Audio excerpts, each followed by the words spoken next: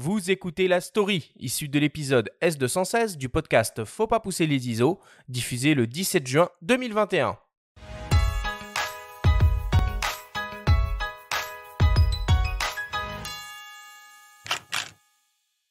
Du 1er avril au 1er mai 2020, Sébastien Sirodeau, photographe et auteur, a réalisé chaque jour le portrait d'un arbre à 1 kilomètre de chez lui dans le Val d'Oise. Cette marche quotidienne nécessaire, en plein confinement, s'est muée en une démarche engagée qui a progressivement élargi son horizon environnemental et social. Au-delà du geste, de la marche qui est très symbolique, pour moi, c'était surtout un engagement pour notre environnement, pour l'environnement naturel qui est celui qu'on a été amené à côtoyer au quotidien et à découvrir, en fait, alors qu'on en était le plus souvent éloigné. L'arbre, finalement, n'a été qu'un prétexte pour être un moment de rencontre, d'échange et un moment de lien social très fort pour moi personnellement, mais aussi pour les gens que j'ai rencontrés dans le contexte paradoxal en fait du confinement qui nous isolait plutôt. J'ai proposé donc à ceux que je rencontrais de faire leurs portraits et les enregistrer, d'enregistrer notre conversation autour de deux questions que je posais, qui étaient comment vous vivez cette période de confinement et qu'est-ce que vous imaginez pour l'après. D'abord diffusé sur les réseaux sociaux, ces bulles sonores cohabitent dans le livre « Aller à l'arbre » sous la forme d'un vinyle 45 tours pour mieux les immortaliser. J'ai choisi le vinyle parce que c'est un objet physique qui reste, qui est tracé d'un sillon, c'est hautement symbolique. J'ai surtout repris ces paroles que j'avais écoutées et entendues, plein de petites bribes en fait, qui assemblées entre elles donnent encore une autre résonance au message que chacun a transmis en fait. En l'espace de 4 minutes, on a des choses assez fortes qui apparaissent et qu'on peut réentendre encore autrement. Cette situation inédite et les nombreuses incertitudes qu'elle a soulevées ont mis tout le monde au même niveau, quels que soient les rangs sociaux ou les âges, dans une même unité de temps. J'ai décidé tout à fait arbitrairement de faire mes photos du 1er avril au 1er mai, parce que j'imaginais pas la fin. Je me dis, bon, est-ce qu'on sera déconfiné en mai, en juin? Est-ce que ce sera jusqu'en septembre? Est-ce qu'il y a un vaccin qui arrivera? Quelles seront les conditions? Et donc, arbitrairement, je me suis dit, je vais faire ça un mois. Le chiffre 1 était un petit peu clé dans ma démarche. Pour moi, c'est cette unité de temps.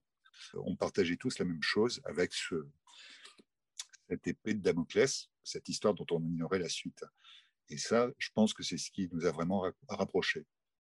Plus d'un an après, Sébastien poursuit ses marches dominicales à la rencontre de cet arbre.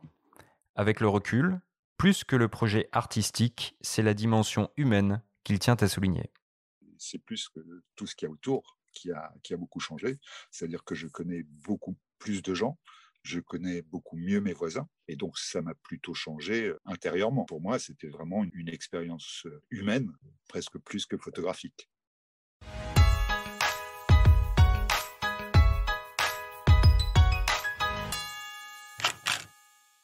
Tu peux nous en dire un peu plus sur ce livre, Benjamin ?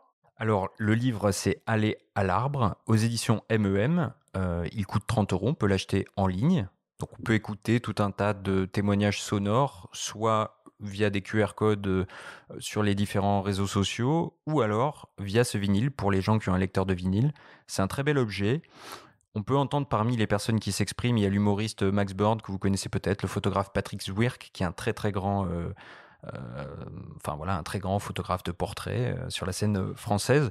Souvent des commentaires très engagés, très militants, très politiques. On sent un petit peu beaucoup de fièvre politique dans tout ça. J'ai trouvé la démarche très intéressante et la démarche photographique aussi, mais c'est surtout la dimension humaine qui reste. Et puis j'ai trouvé intéressant cet écho entre le Sébastien et les arbres, puisqu'aujourd'hui on a un autre Sébastien qui a une sacrée histoire avec les arbres. Et je voulais te demander, c'est quoi pour toi un arbre, Sébastien? C'est quoi ton rapport aux arbres de manière générale? L'arbre, c'est un être extrêmement important. Et vous savez, si on prend notre fonction basique de notre existence, c'est respirer. C'est l'arbre, à travers de la photosynthèse, qui nous garantit l'oxygène. C'est l'arbre qui garantit la vie d'une quantité de la biodiversité, une quantité d'insectes, une quantité d'oiseaux. Vous savez, l'arbre, c'est la matérialisation de la bonté.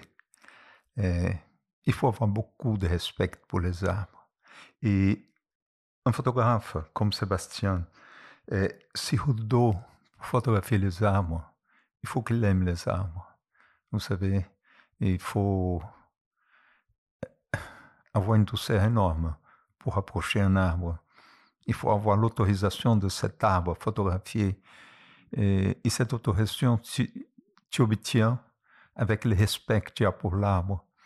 J'ai beaucoup photographié d'arbres quand je faisais Genesis, et c'était étonnant. Les arbres, quand les feux viennent, elles ne peuvent pas courir. Les arbres, comme le vent vient, quand la neige vient, elle est là, elle résiste et elle donne. L'arbre, c'est quelque chose de phénoménal. Et dans notre vie, on a un projet au Brésil avec Lélia. On a pris la ferme, qui était la ferme de mes parents. On a transformé en parc national. Il n'y avait plus d'arbres. Quand j'étais gosse, il y avait plein. Et après, tout était détruit, pas seulement dans la ferme de mes parents, mais pour bâtir cette société moderne qu'on vit dans cette société, on a laissé un désert environnemental derrière nous. Et donc, il fallait replanter les arbres. Et jusqu'à présent, on a planté presque 3 millions d'arbres. On a planté plus de 300 espèces d'arbres. On ne plante que d'arbres natifs. Parce que quand on plante les arbres natifs, on fait une forêt vivante. Parce que la biodiversité, elle est locale. Les fourmis d'une région, elles aiment seulement l'essence d'une région. Les insectes d'une région, ils n'aiment que l'essence de cette région. Et donc, un arbre, c'est un foyer universel. Elle reçoit des milliers, des centaines de milliers de vies, mais c'est des vies locales. Un arbre, elle matérialise toute la biodiversité autour d'elle. L'arbre, c'est, comme j'ai dit il y a quelques minutes, c'est la matérialisation de la bonté.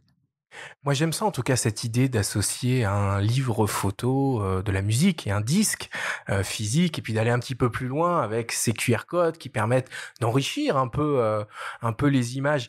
Il y a de la matière là sur Amazona pour enrichir tout ça. Alors, on s'est procuré ton super livre avec Benjamin.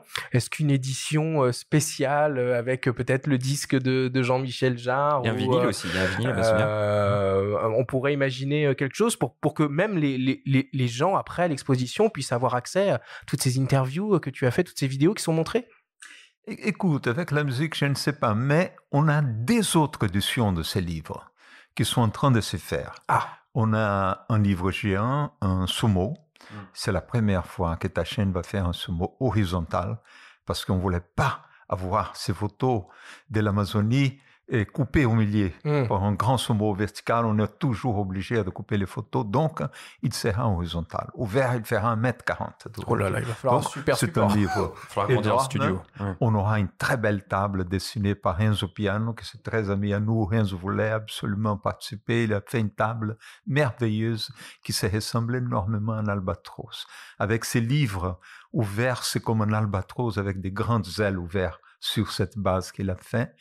Et on a un troisième livre qu'il est en train de préparer avec la fondation Visio, un livre de l'Amazonie pour les non-voyants. Ok.